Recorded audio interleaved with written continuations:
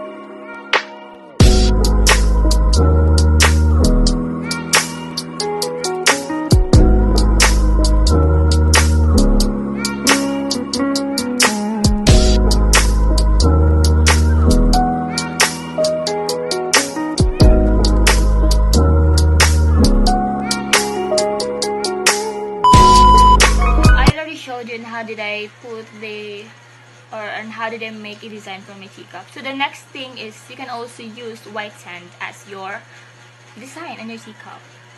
Ta-da!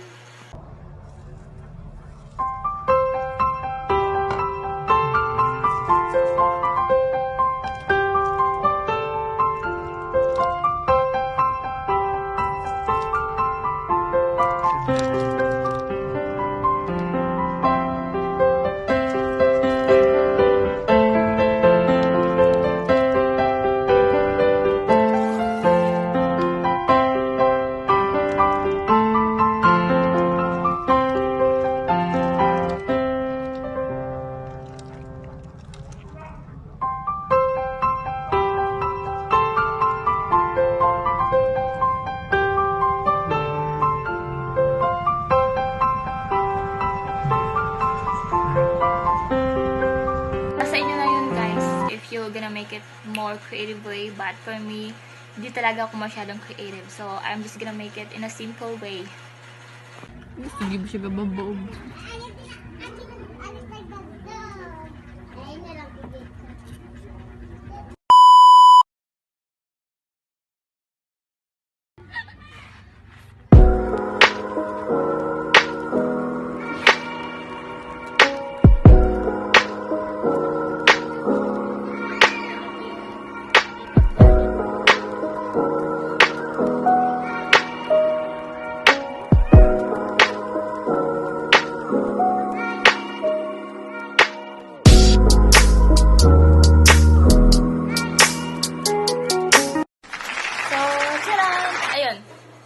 Teacup garden ko.